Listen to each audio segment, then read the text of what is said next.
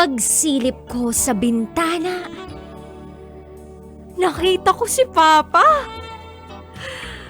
Binaback and forth si...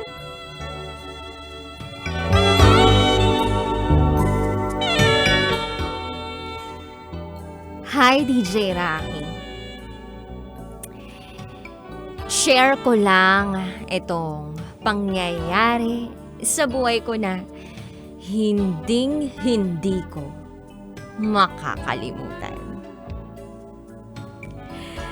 Itago mo ko sa pangalang Pen de Sarapen. At ito ang aking SPG. As in, Super Packener Secret File.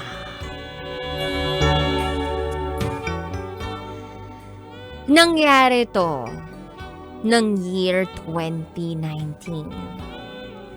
Kagagaling ko lang sa Cubao. Kasi dun ako nag-church. Pero may service kami, kaya nakakatipid ako sa pamasahe. By the way, Catholic ako, pero nagsisimba rin ako sa Christian churches. So, eto na nga. Binaba kami ng service namin, malapit sa amin. Malapit na lang sa amin yun, kaya naglakad na lang ako. Pag-uwi ko sa bahay, nakasara yung pinto. Bubuksan ko sana, kaso naisip ko baka natutulog sila mama. Kaya dahan-dahan kong binuksan yung doorknob.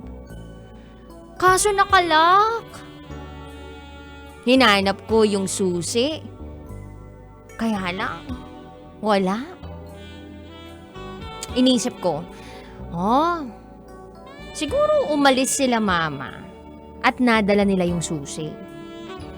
So naghintay ako sa labas. Ang tagal kong naghintay sa labas ng bahay. Nang biglang naisip ko, silip na lang ako sa bintana namin. So eto na.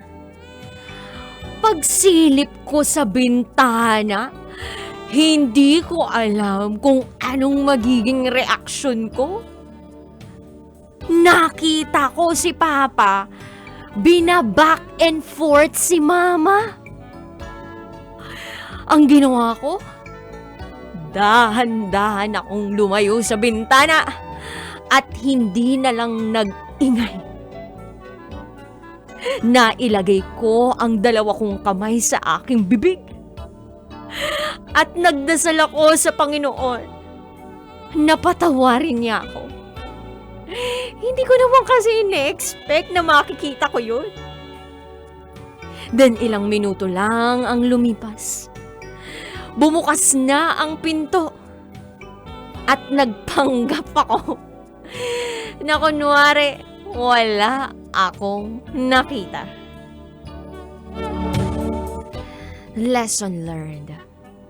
Mag-ingat kapag sisilip ka sa bintana. PS. Hindi ko sinasabi o hindi ko nasabi kila mama yun. At hanggang ngayon, nananatiling lihim yung nakita ko. PPS. Wala akong jowa since birth. PPPPS. Gusto ko na ring gawin yung mga bagay na yun. Kaya lang, wala ngang jowa. Baka may reko kayo dyan. Hanggang dito na lang po. Muli, ako si Pen de Sarapen. Ang babaeng malaki ang Pen, pero masarap rin. At ito ang aking SPG. As in, Super. Pack. Ganun. Secret. 5.